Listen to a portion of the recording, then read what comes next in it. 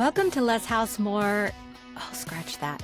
Welcome to Less House, More Resilience podcast. I am Laura Lynch, your host. There have been some changes since 2023 when I first started talking about financial freedom through tiny living. We now need to think beyond just money and focus on creating resilience in uncertainty. How do we activate all of our resources to get ready for what's to come? First, we live outside of the American consumer dream. Then we get to work. So whether you're an ostrich, an activist, or somewhere in between, join me in conversations about building resilience through tiny and alternative living. So why the name change? Hey there, I'm Laura Lynch, your host. This is Less House, More Resilience. We're all feeling it. We all know the things. Things are shifting in a way that maybe we didn't expect. You know, we grow up with a lot of beliefs that maybe we don't even really know where they came from, and we don't necessarily know why we believe them. We're not even sure that we chose these beliefs. And then somewhere in our life, we start to question, dig into, tease out those beliefs and ask whether they're true or not. I think I'm not alone in saying that I grew up with this belief of linear growth. When I was in the big corporate financial planning world, I used to describe linear growth as a yo-yo on an escalator.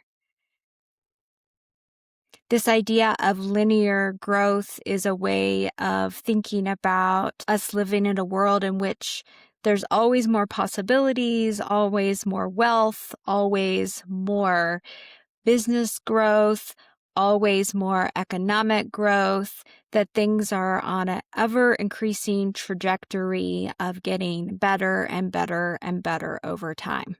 Can't even maybe count how many times I've said yo-yo on an escalator as a way to describe markets.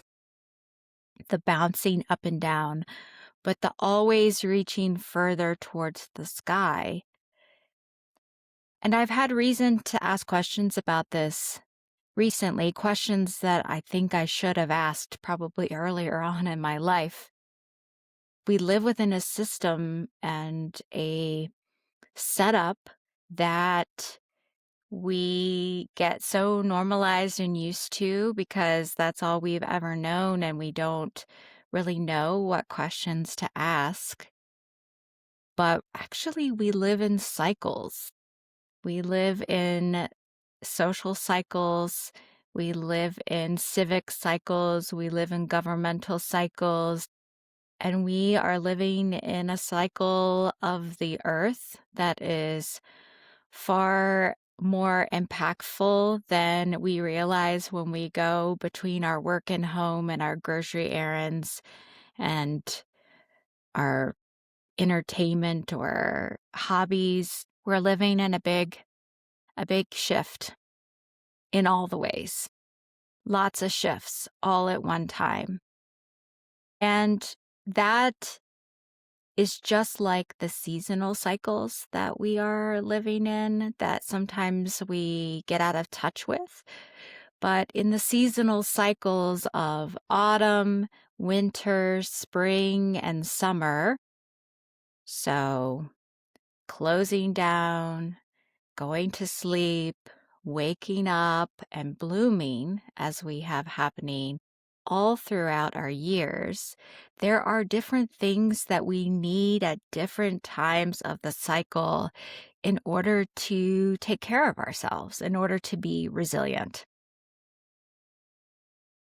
And as we are living in other broader cycles, there is a wider range of resources that we need beyond just money in order to be prepared and capable of taking care of ourselves, of taking care of our communities, of taking care of the people in our lives that matter, to take care of the earth and the natural environment around us. it's more than just money. It's more than just savings in the bank or investments that we need in order to be prepared for the dips and curves, uncertainties, crises, the things that are coming up for us. So it's been some time unfolding for me that we are living in cycles, that we're not living in a lateral yo-yo on an escalator. And this realization has made me question many things. I've needed a lot of time to digest. I've needed a lot of time to understand what is my purpose here then. And so that's why I'm bringing this new topic for our exploration. How do we, in our tiny and alternative lives, create resilience? How do we expand our definitions beyond just the idea of saving enough in our bank accounts or retirement accounts? How do we start to think more broadly about creating resilience? Resilience, which is adaptability, ability to weather and come out maybe not stronger, but maybe with a little bit more knowledge each time we have something that hits us. So join me as we explore these concepts of resilience this year, and we will continue to consider how less house helps us create what we need in more resilience. Hey, thank you for joining me for this exploration of building resilience in a tiny or alternative lifestyle. As always, you can find more about me and my financial planning work at thetinyhouseadvisor.com, where I help clients build an unconventional plan for freedom and resilience. As you know, many people are stuck in an American dream that prevents them from choosing how to spend their time or building a cushion for uncertainty. If you know someone who could benefit from the message of this podcast, please pass it along. This episode was produced by me, Laura Lynch, in my tiny home. You can find a disclosure about this podcast at thetinyhouseadvisor.com/disclosures.